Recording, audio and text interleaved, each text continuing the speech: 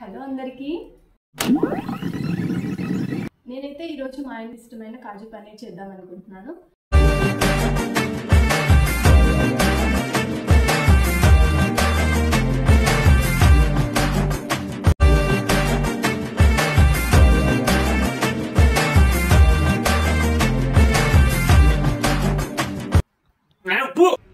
Hello అందరికీ, అందరు ఎలా ఉన్నారు? నేనైతే చాలా బాగున్నాను. Welcome to our YouTube channel Nammakutti family. నేనైతే ఈరోజు మా ఆయన కోసం మా ఆయనకి ఇష్టమైన కాజు పన్నీర్ చేద్దాం అనుకుంటున్నాను. కానీ ఒక చిన్న ట్విస్ట్ ఉంది. ఒక చిన్న ప్లాన్ చేద్దాం అనుకుంటున్నాను. ఎవరైనా ప్లాన్ చూడాలనుకుంటే వీడియో ఎండ్ వరకు చూసేయండి. ఎవరైనా కొత్తగా మా యూట్యూబ్ ఛానల్ని చూస్తూ ఉంటే వీడియో నచ్చితే please like, share and subscribe to our channel. Thank you.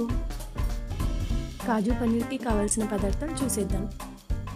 Onions, green chilli, tomato paste, paneer, kaju, కారం, గరం మసాలా, జీలకర్ర పౌడర్, ధనియా పౌడర్, సాల్ట్. ముందుగా స్టవ్ ఆన్ చేసుకొని ప్యాన్ పెట్టుకొని తగినంత ఆయిల్ లేదా గీ వేసుకొని కాజు ఫ్రై చేసుకోవాలి. బాగా బ్రౌన్ కలర్లో వచ్చే వరకు ఫ్రై చేసుకోవాలి.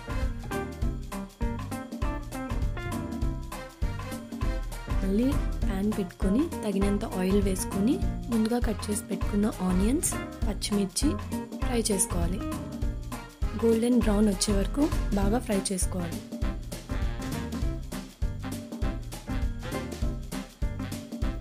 తర్వాత ఇందాక మనం అన్నీ రెడీ చేసి పెట్టుకున్న గరం మసాలా, కారం, ఉప్పు, ధనియా పౌడర్, జీలకర్ర పౌడర్ అన్నీ వేసుకొని బాగా మిక్స్ చేయాలి.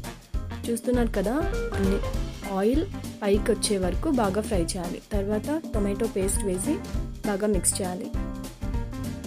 2 to 5 minutes బాయిల్ అయ్యాక ముందుగా ఫ్రై చేసి పెట్టుకున్న కాజు వేసుకొని బాగా మిక్స్ చేసుకోవాలి.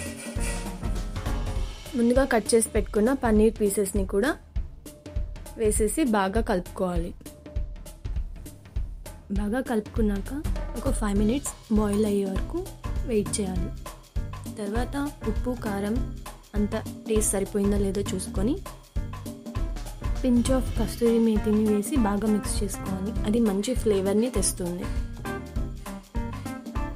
అంతే, tasty and Emmy kaju paneer ready. Paneer curry అయితే చేయడం అయిపోయింది. ఇప్పుడైతే ప్రాంక్ చేసేద్దాం మా హస్బెండ్తో. మా హస్బెండ్ రియాక్షన్ ఎలా చూసేద్దాం.